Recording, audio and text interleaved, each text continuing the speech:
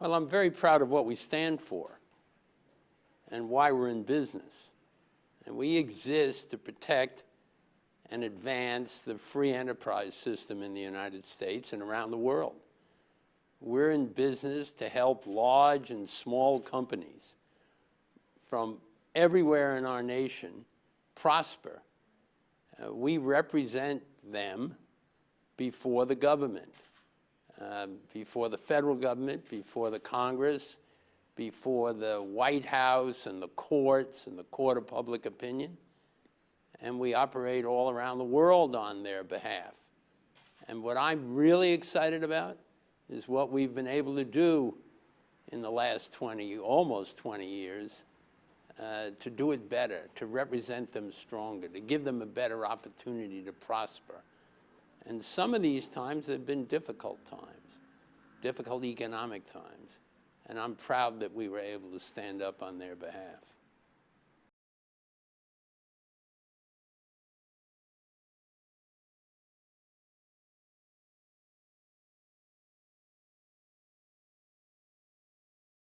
I like the AmCham in Spain. It's spirited, it's feisty. You have a leader in Malik who believes in what he's doing and takes a lot of risk. And we work together very well. He helped organize some meetings of when your president was in the United States, and I help organize meetings with him and with the AmCham here in Spain and in Europe. But most of all, your AmCham has a spirit. It has a level of energy. It gets up in the morning and wants to go do something that's important. We have 116 AmChams around the world, American chambers of commerce around the world.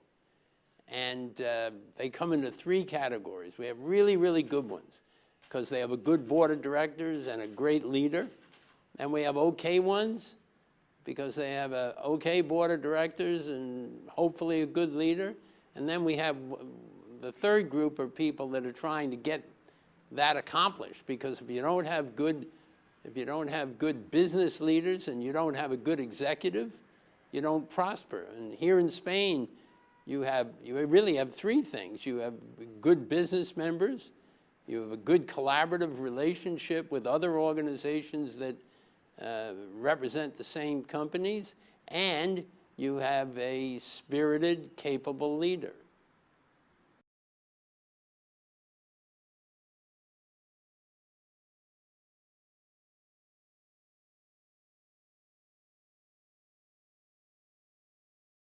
My view about companies who have yet to fully understand the value of TTIP, whether they're in the United States or they're in Europe, is to try and help them understand that their future is going to be directly related to whether this agreement passes and whether it is a substantive, inclusive agreement.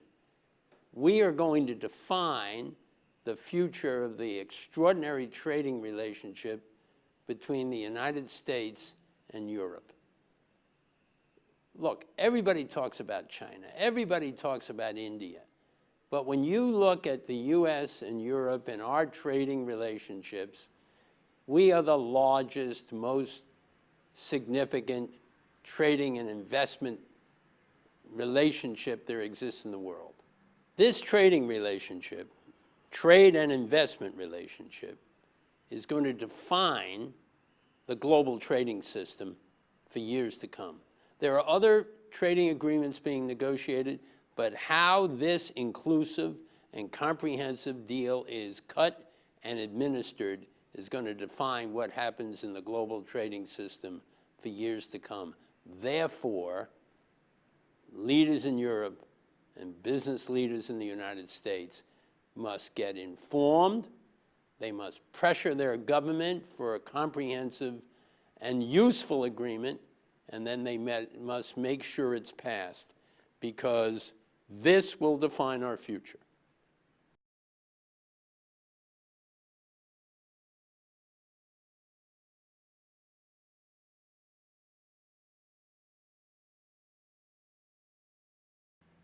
Well, getting this agreement passed, the biggest barrier is complexity. You know, when you're going to deal with investment, when you're going to deal with trade, when you're going to deal with all the very high-end issues of pharmaceuticals and agriculture and automobiles and chemicals, that's complicated enough. When you're going to deal then with all the regulatory processes in both countries and the financial issues and how the Congress and the EU Parliament and others will react to all of this, there are just so many moving parts. The complexity is the real risk of not getting a simple set of agreements that'll make it a lot easier for us to trade and invest and succeed. We will get that done. While it looks like a bowl of spaghetti, it'll be all straightened out because we'll agree on most things. There'll be some level of things that just can't get resolved, but this will be a comprehensive major agreement. When will it get done? Well, the argument in both countries is, well, we can't do this now because of our elections, or we can't do that then because of our elections. The bottom line is we need to get this deal done as soon as we can because of our economy, because of people that are looking for jobs and haven't found one yet, because of competitors around the world that would like to seize and take for themselves our leadership position in economics and in global economy. And I think it's really, really important for us to say comprehensive agreement is essential, but speed counts. And simplicity of the final conclusion with all of its details so that we can explain it to the American people and the people all across Europe why this is good for them, why this is good for their country, why this is good for their community, and why this makes us more competitive than we ever were before.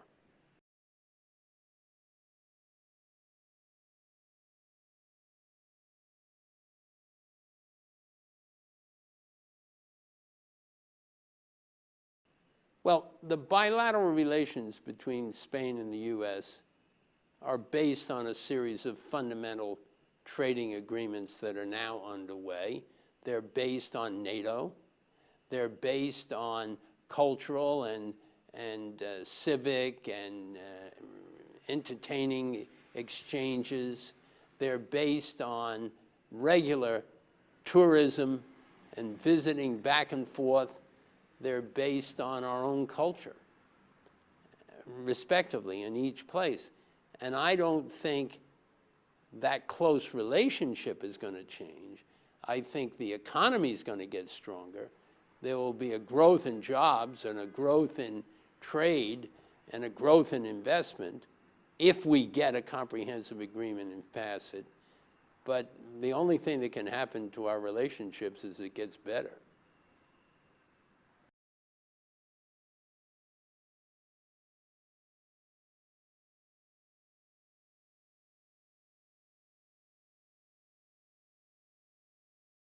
Well, I hope so.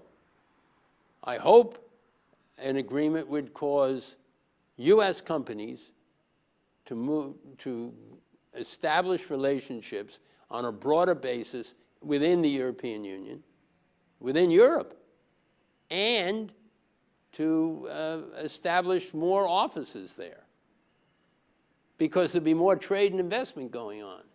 And I hope to see a lot of European and Spanish companies coming to the U.S. Because of the advantages that are there that would be facilitated by this trade agreement.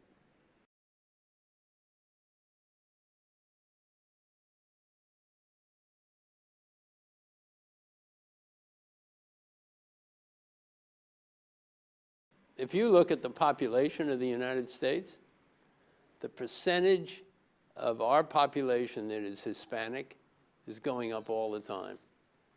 And the brand of Spain in the United States is growing, it's appreciated, it's personal, and it's a reality. We don't have to fix it. We don't have to create it. All we have to do is nurture it. And I think a TTIP agreement will put strength in it, put growth in it, both for Europe and particularly for Spain.